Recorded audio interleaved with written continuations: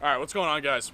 We're back with Nick today. We're working on the Jeep once again, the Juck as we call it, and he is around here somewhere. I don't know why he walked away on me. But, yeah, so, I mean, real quick before we get started, I am uploading videos on Sundays, Tuesdays, and Thursdays, so be sure to tune in for those and check on the playlist to see the rest of the videos that I've been doing, because we've done wheels, tires, lift, everything on this Jeep, and this is Nick. Nick, please explain. Oh, Jesus.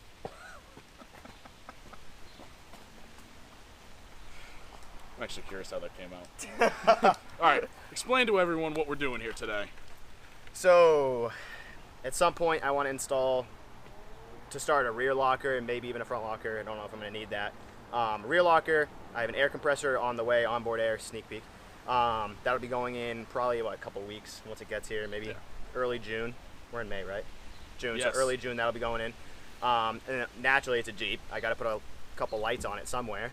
So I got a switch panel. I was going to get the Mopar switch, but because it looks super good, it looks factory.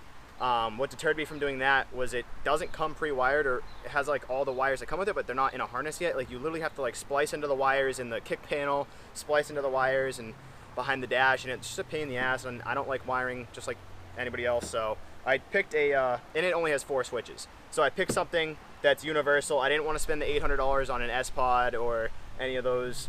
I feel like it wasn't necessary. I wanted something small, sleek, out of the way. So I got the universal switch panel. It was like $110, so it's a little bit more affordable. Obviously it's not like the highest quality like an S-Pod, but it comes pre-wired. It comes with your panel, everything you need. A little tiny one, has 6 buttons on it. It has the which is up front. We can bring them up front and show them. The fuse box already with it, and it already comes pre-wired with all the individual switches. So you just put it in, crimp it, tape it off, or heat shrink it, and you're ready to go. It's as simple as grounding out, power out, and if you don't have to use this, I'm going to splice it into a using the add a circuit fuse to the cigarette fuse back here, so that way it turns on and off with the truck. And then this just gets ran through the firewall, and you plug it in and mount it wherever you want. It's as simple as that. So this is the one we chose. It's gonna get the job done. Eventually, maybe I'll upgrade in the future. If it works fine, it works fine. You know, it's just buttons. I didn't need anything crazy. It's gonna allow me to run the air compressor. It's gonna allow me to run my ARB lockers. It's gonna allow me to turn lights on and off. It does what it has to do. So I guess the plan of events here is to install this in here. Let me close this so I don't lose all these. I want to install this right next to the battery, so that way I have easy access to all the pre-wired things right here. So I'm gonna actually put it this way, and I have like a whole bunch of grounds in here that this one's not being used for anything, and I have plenty of room on the other ones. So I'm actually gonna take this bolt off and just use this as one of the mounting points for the box right here. And it doesn't have one on this side because I don't have a bracket made for it, but you know, if you just kind of push it in there and screw this side in, it's plenty enough in there. It's like wedged in between. It's not going anywhere. So that's what I wanted to do with that. And then I'm just going to run the wires underneath behind the battery and into the firewall. The access point we're using on the firewall is going to be the rubber grommet that's behind the glove compartment. You can take your glove compartment out, or you can just stick your head underneath. You'll see it. I'm just going to poke a hole in it, use the old coat hanger, pull it through with some wire from the inside, and hopefully be able to run everything all nice and clean and wire it up nice. All right, so we're going to pretty much get started on that. We're going to include as much as we can. Hopefully it's helpful if you are looking to do this. And, I mean, obviously, if you have any questions or anything like that, definitely leave a comment down below. We'll do our best to answer it. But we're going to get started on it right now. All right, so on your JL Wranglers, Fuse F52 is going to be a rear heated seat from what I've researched online. On the Gladiator, it's the cigar or cigarette lighter, which also is an accessory item, so it should be fine. I just used the Tapa fuse. I pulled the 20 with my little fuse grabbers right here. Pulled my my 20, what was it, amp, right?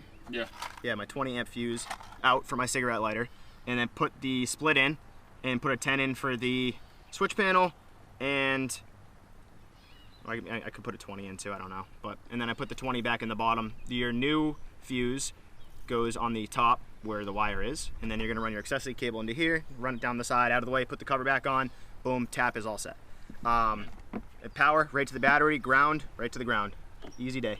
For those of you that are new here, I'll give you a quick little walk around on this Jeep, because I still like looking at it every time I see it. Aw, thanks. All the doors are open, the hood's open. Yeah, perfect. Trunks, tailgate's open.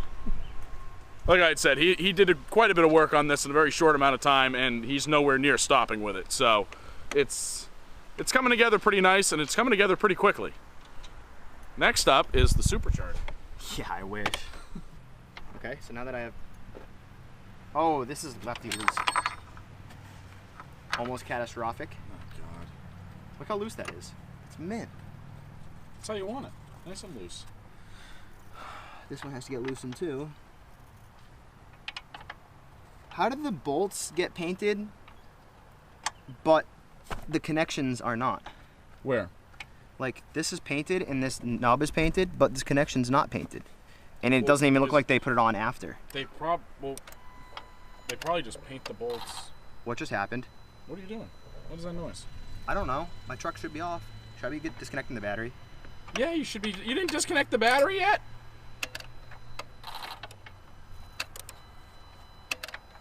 What are you doing? I don't know what's happening. It sounds like a really bad printer.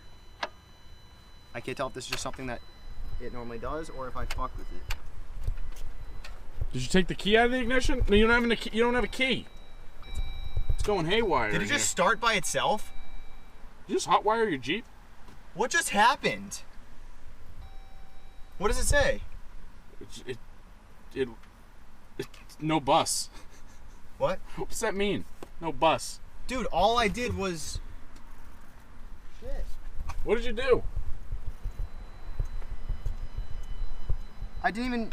I literally just loosened this ground right here. It didn't even... Did it stop? Yeah. Did you retighten it? Because I tightened it. I just need to slip this fucking ground in. That was weird. I've never seen that What does before. the thing say again? Why did my truck start when I... Well, it didn't start. It's fine. It's back to normal. It's back to normal. All right, everybody, if you want to hotwire a juck, just loosen the ground, apparently. What? Didn't actually start. Where should I ground it out then? You could have just unplugged the battery. I don't think so, bro. I sure? don't think I should fuck with that after what just happened. Well, then how else are you going to set this up? Well, there's like 32 other grounds over here, but now I'm worried. What if it blows up when I do a different one, huh? That'd be a great So we're not title don't touch for the that video. ground. Juck blows up from ground. So we got the thin boy over here right now, and we are trying to pry this little plastic piece off of the side here because we need a place to mount the box, and it's been a little difficult on us. So Nick has the thin boy in there. Might have to switch to the thick boy. You wanna grab me the thick boy? Thick boy, I got you, thick boy. It stinks over here.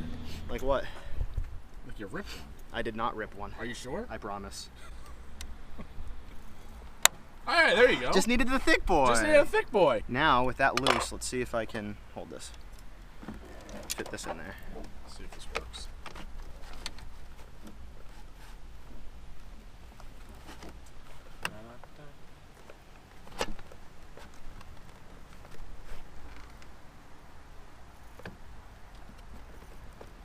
Not perfect, but it's better. Now I'm gonna put this back in the fucking hole. Pop! Goes the weasel. And put this here. It just allowed it to flex a little more. Now I can fit this in there, see? It's better than me. Works way better, dude. Look at this over here. It's all even and shit. Oh. So all you had to do is drop that thing so the rim goes down in. It's not a big deal because it was one plastic clip. It's still secured by an entire plastic Yeah, now it housing. actually worked because before it was bouncing around, so. Now this will secure. Hopefully. And there is room over there if you make a mount, but I'd rather the electrics with the electrics, you know? Also, fun fact, even though we took that clip out to drop that down, it is now pinned behind the box, so it's not gonna move anyway. It's not going anywhere, yeah. Pro tip. I missed it, but Nick just hit his head again. Dude, you can see my like blood on the, I hit it on the bottom of the Did you actually are you bleeding? right here on the bottom of the shock mount, dude. Oh. I was like, oh, where's the grommet? Douche! Like a fucking idiot. You gotta get like in here because I don't want to take off my fucking fender liner.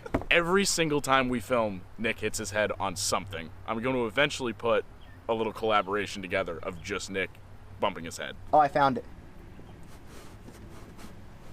All right. So the best angle of attack on this is gonna be from the inside. I want to be on the bottom right. All right.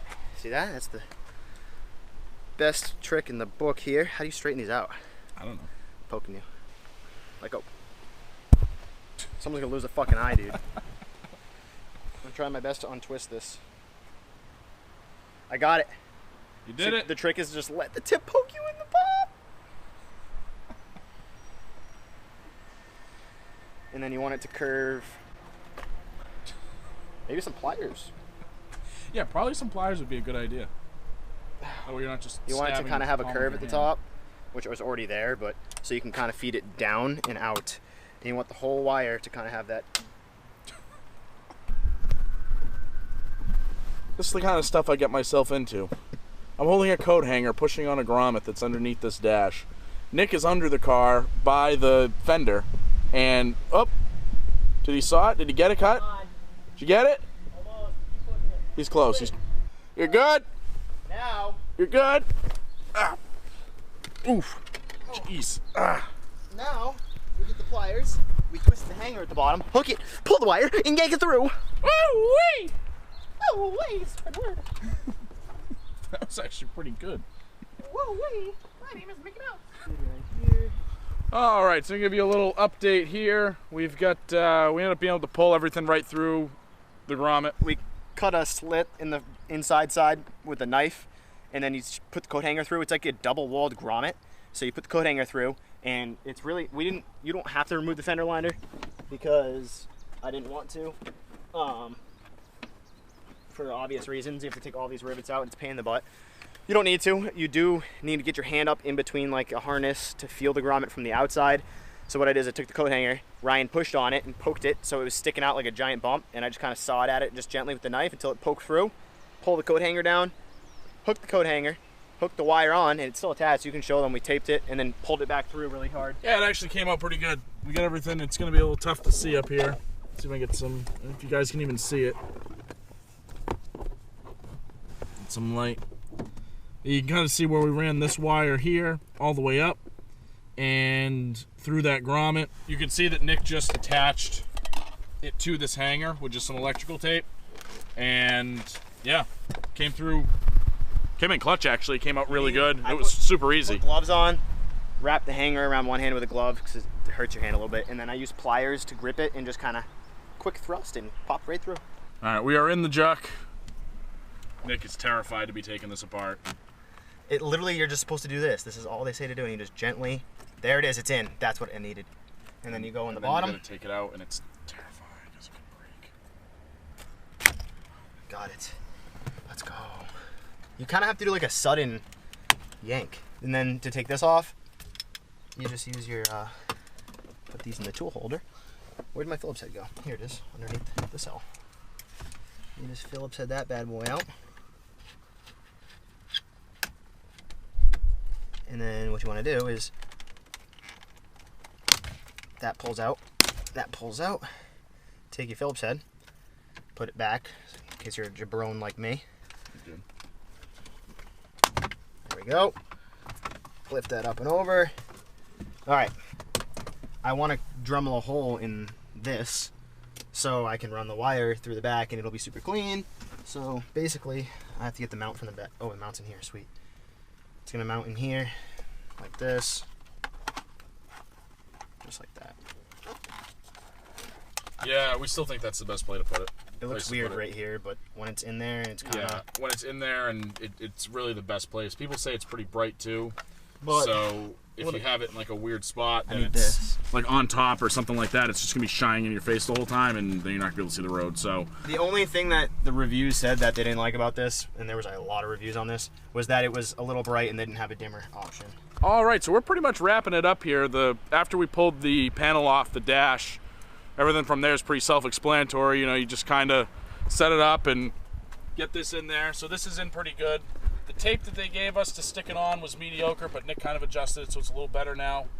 We put the panel back in, obviously, and Nick's just finishing up some stuff down there. We're going to actually go ahead and test it out now, make sure everything turns on, make sure it works properly. So when he does get the compressor in and the light bar and everything else like that, he knows that everything works, and he can just basically plug in the stuff that he needs, and then that stuff will be functional on the Jeep. So we're gonna go ahead and do that in a couple seconds, and I'll show you that when it happens. All right, so we're gonna do a startup, and Watch the truck blow up. Yeah, watch the Jeep blow up. Let's. It should turn on. We didn't check the fuse before we did the fuse tap, but that's easy enough to switch. Yeah. All right. So, let's give her a shot. So it's green, and then when you turn it on, click, it goes yellow. I think I'd be more. Yeah, I think I'd be. I guess it's good. It's kind of like we didn't screw the mount in because it's a weird angle. Couldn't get a screwdriver in there, so I'm just gonna get some 3M tape or some Gorilla Glue and get that in there to stick. But for now, it's just a little wobbly because we used that crap foam, fake 3M tape that came with it. And it's too thick, so I need to get some thin boys. I think it's a pretty clean install. I think it looks awesome. I think it's gonna be nice when it's all set up. Mm-hmm. So you got the compressor on order, and we're also gonna do a air chuck relocation kit with the compressor. So it's gonna be either under my hood. I was gonna put it on the seat. Too much wiring after shoving that thing through the firewall. I don't want to put anything else through that. There are drain plugs in the rear I can run through, but I talked to somebody who did that. He had to extend his electrical wires, even though ARB recommends you put it under the seat. So just make it long enough. But I don't want to mess with that. If I put it in the hood, it stays outside. It belongs outside. All the wiring is right there. It's ready to go. So we'll find somewhere to put it in the hood. It's not that big. It's only like this big. It's a single compressor. We'll find somewhere to put it. We'll make a mount if we have to. Alex's brother is really good at like welding and metal work, metal fab. So we'll have him weld something up for us. Yeah, so that's pretty much it for today. Not a huge, like really in-depth walkthrough. A lot of this is pretty self-explanatory. Necessary step though. But a very necessary step if you want to add. I mean, you don't have to have a switch panel to add all that other stuff, but it is nice to have. So highly recommend putting one in if you don't have it. Like I said earlier, I do upload videos every Sunday, Tuesday, and Thursday. So tune in for those, and I will see you in the next one. Have a great day. Scooch out.